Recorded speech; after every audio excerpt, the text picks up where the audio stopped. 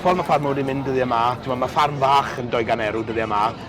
Mae nhw hyd yn oed yn mynd i goffo talu treth, bydd yn lladd y busnes yna yn syth. Os ni ddim yn cael hwn i newid, wel, na diwedd ffarm teuluol yng Nghymru.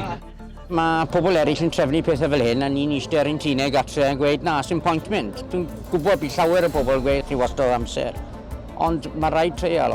A gobeithio pen amser bydd yn sylwi pwysigrwydd am ethyddiaeth a dwad rownd y ford.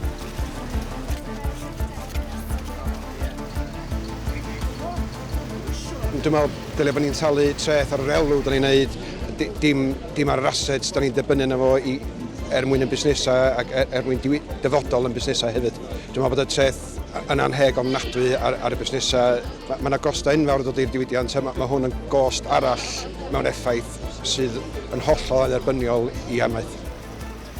Da ni'n cael yn hamro o bob cyfeiriad ydy gwir. Mae Caerdydd Llafur yn mynd o'n hamro ni. A mae San Steffan maen nhw'n hamro ni. Dwi'n gwybod be fydd dyfodol yn ffermydd ni, achos dyn nhw'n nebu gynnychu bwyd, a dyna sy'n bwysig yn hyn.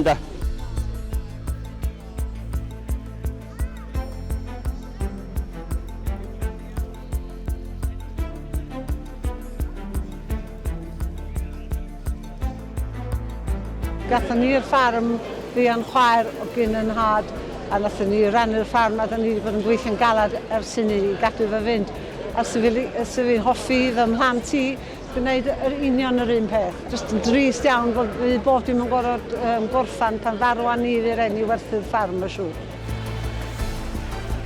Mae'n rhaid i'r Blaid Lafur sylweddoli nid jyst pobl sy'n byw ar ffermydd sydd yn mynd i fod yn erbyn hyn, ond pobl fel fi sy'n byw yn y dref hefyd. Mae dipyn mwy o gefnogaeth, dim jyst y ffermwyr.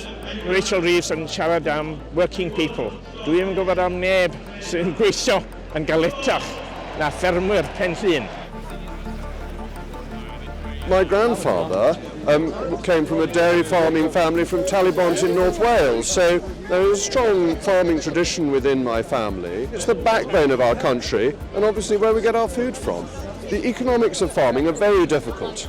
They're talking about a 20% charge, but farmers make 0.5% return on capital. So you're talking about 40 years of profits to pay this tax.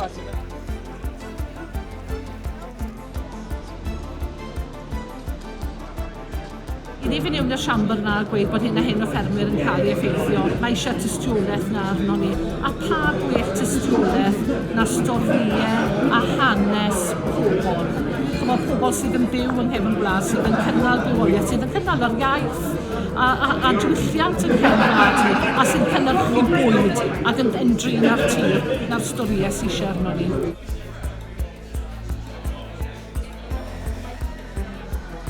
The Treasury put forward a very strong case that they argue that there will be a relatively low level of impact and it'll be on the much bigger end of farms. And as we know within Wales, characteristically, those small, medium-scale farms particularly are not of the same character as some of the ones across the border. Oedd yna bryder mawr cyn y diwrnod, chi faint o bobl yn wedi droi allan tywydd ac yn y blaen gofodiadau hynny. O wyddwch chi be, mae yna filoedd a filoedd wedi bod yma heddiw yma. A maen nhw gyd wedi bod yn unfryd.